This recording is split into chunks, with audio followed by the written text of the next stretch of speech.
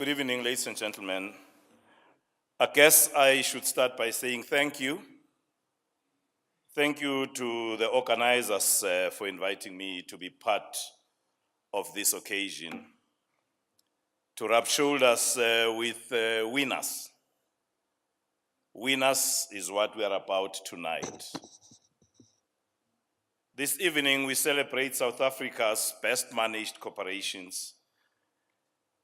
This could not have come at a more opportune time.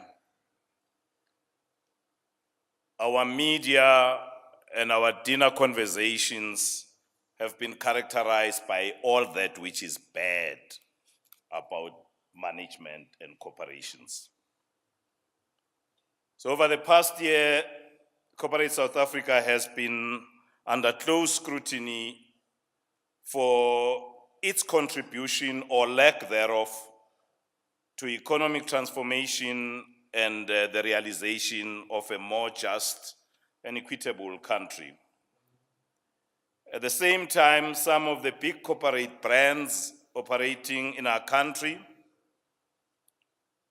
from KPMG, yes, to SAP, and McKinsey, have been implicated in a series of corruption scandals, raising serious questions about the quality of corporate governance and the independence of external auditing processes. So we have, as a country, we were traditionally a world leader in this space. I mention this as a context, simply as a reminder of the imperative for every business operating in South Africa to keep a continuous critical watch on its governance and management practices. To be constantly alert to the need not to just comply with minimum standards, but to work towards exemplifying the integrity, transparency, and accountability that we as South Africans expect from the business sector. This evening's contestants are all role models in this regard, and I warmly applaud their efforts.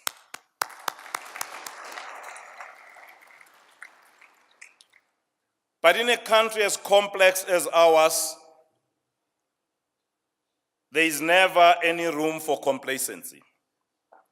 We all need to be asking ourselves on an ongoing basis, what more can we as business do to build a better, more sustainable and equitable future?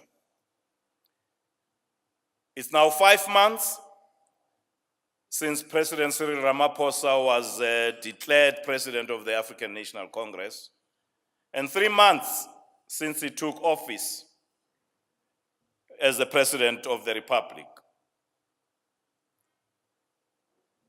The significant political turbulence and uncertainty that had characterized our country in the past 2 years has given way to a growing sense of hope, underpinned by realignment of public policy to better support inclusive economic growth and job creation, and to restore consumer and business confidence.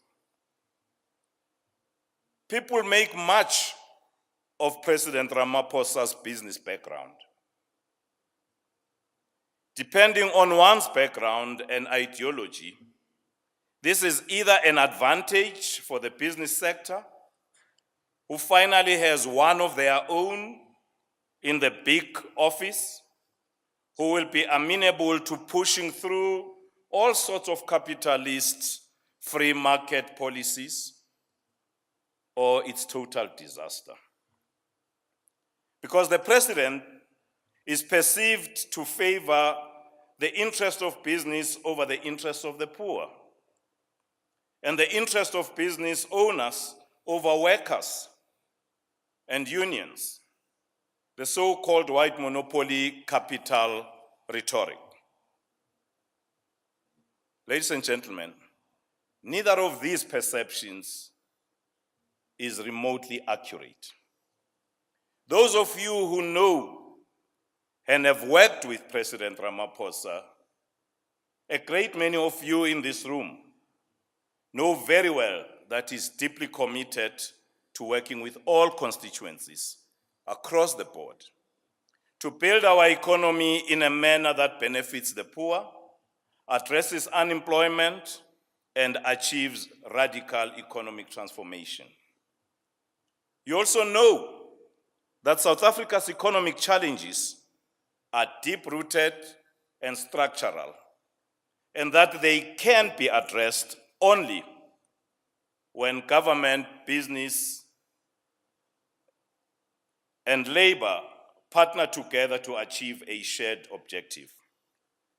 We've got to stop thinking in terms of us and them, however us and them might be defined: government and business, boss and employee, black and white, landowner and dispossessed, ANC or EFF, etc. We are all in this together, and the only way to make our country stronger, fairer, more equitable, and freer is when we work together for it.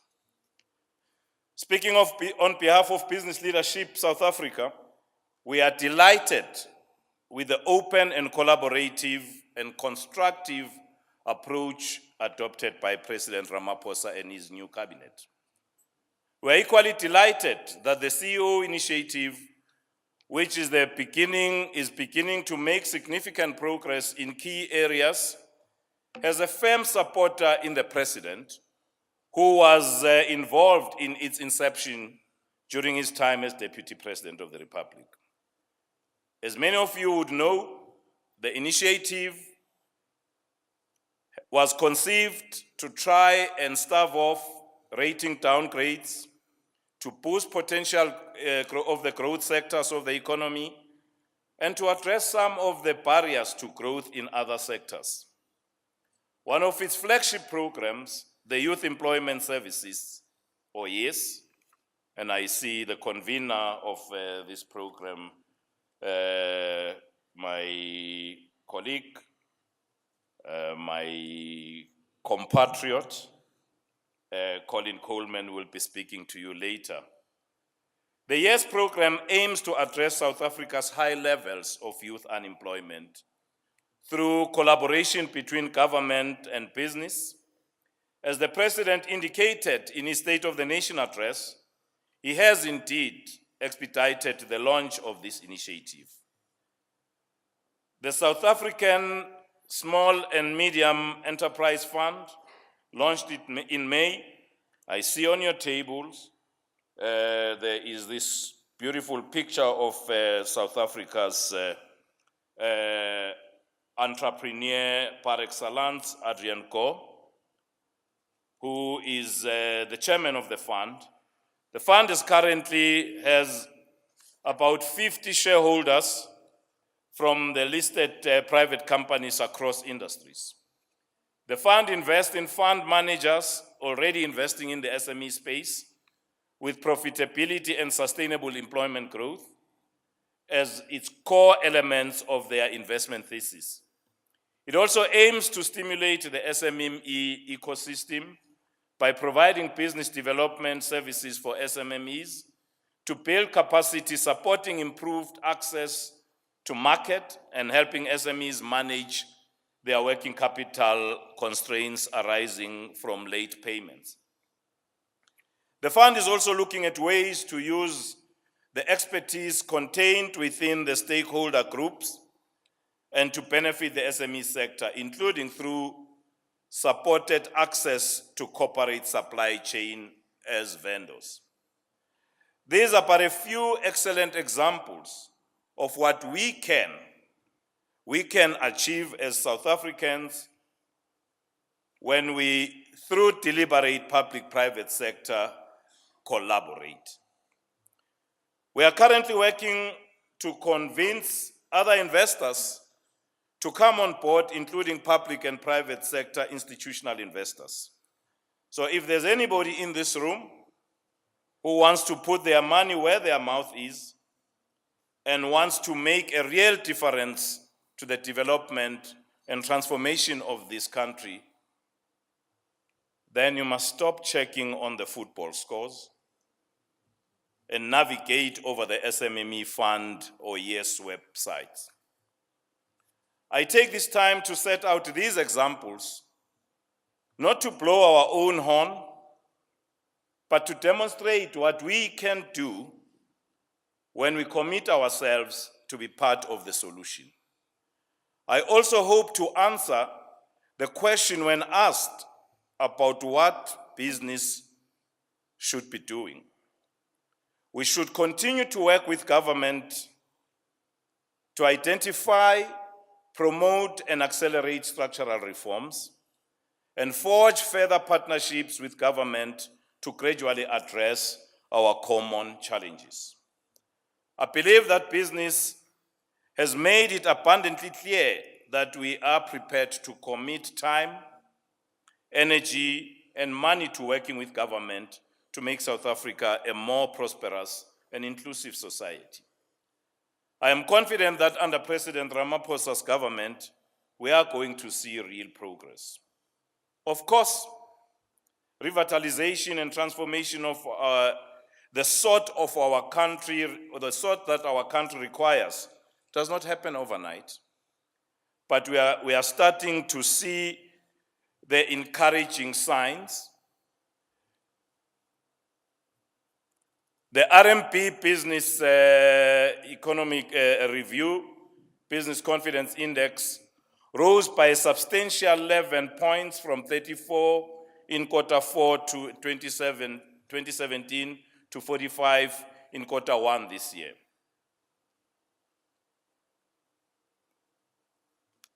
I was shown some graph yesterday morning, that shows that the level of confidence that South Africans have in their country, in their economy,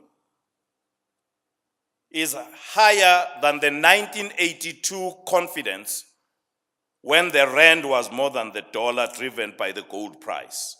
It's the highest confidence level in history for the quarter ended March. The sentiment has improved across all sectors. The SACI Business Confidence Index, despite a slight decline in March to 97.6, is 3.8 points higher compared with a year ago, and has remained above 95 since November 2017. Similarly, the seasonally adjusted ABSA Purchasing Managers Index is high from a historic perspective, despite a slight decline to 46.9 index points in March from the 50.8 in February 2018. This uptick in sentiment has been supported by a more positive global economic backdrop, an acceleration in global trade, and pickup in commodity prices. But more importantly, the world has taken notice of these positive changes.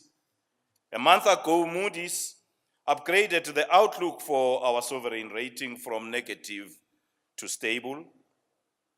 Since the beginning of the year, we have had a number of reputable multinationals upwardly revising our growth forecast for the next 2 years and hopefully beyond. But we still have a very long way to go. Simply put, we are not going to reach our potential growth of 2%.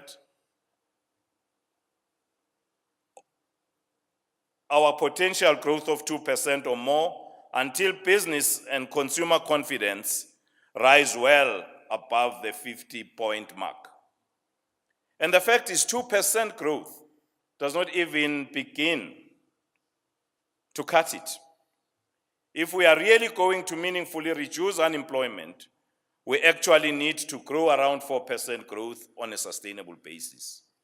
My hope is that we achieve the GDP growth that we need so that we can begin to meaningfully absorb the millions of our youths in the job market.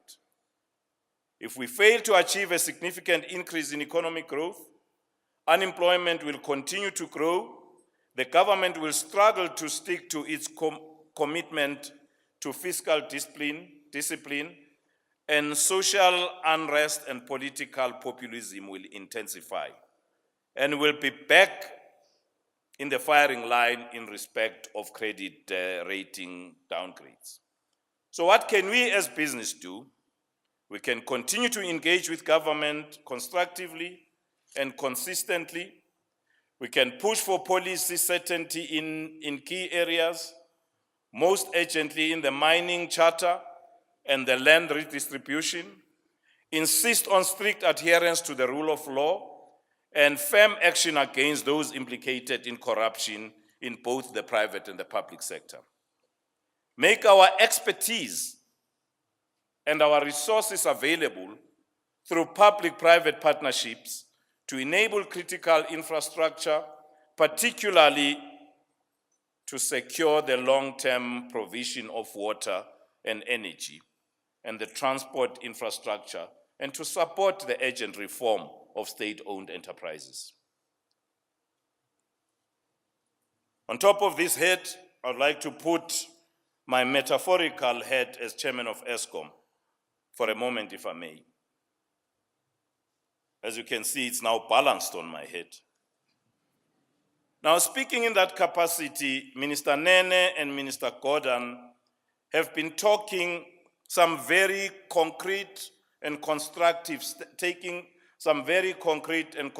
steps in relation to the country's state-owned enterprises. You've heard the DG lambasting those in the public service that are pulling our nation the other direction. Notably, government has indicated that it will consider options such as allowing participation by the private sector as equity partners in relation to struggling SOEs. The business sector can particularly play an enormously constructive role in this sphere, bringing to bear the experience in corporate governance and the management of large, complex organizations, and developing and supporting innovative financial structures to fund the long-term sustainability of these institutions. Of course, there's also a new challenge that has been thrown at all of us by the President of recruiting $100 billion in foreign direct investments to our country over the next 5 years. This is not a challenge to Trevor Manuel, Phumzile Langeni, Jaco Mare, and Cebisi Jonas. This is not a challenge for President Ramaphosa alone. This is a challenge for all of us. As South African business, we need to lead the way in affirming our confidence in our own economy by investing in it. Ladies and gentlemen, South Africa's economic turnaround has begun. But the road to growth and transformation on the scale that we need will be long, slow, and very hard. We need to travel it together, government, business, and labor partnering together to create these jobs, to meaningfully tackle unemployment and inequality, and to rebuild our country's reputation for transparency, strong corporate governance, and accountability. It's going to take a great deal of effort from all of us, from all of you here, as we celebrate you, the best managers of corporations. In my language, much is expected of you. No good deed should go unpunished. But as a proud South African, as I'm sure you all are, I know we're committed to a better future for our beautiful country and we can get there. Before I take my seat, allow me to congratulate tonight's nominees and winners in advance, and in so doing, challenge them to continue to take pauses to examine what it means to be a best managed company. Thank you for your attention. Have a good evening.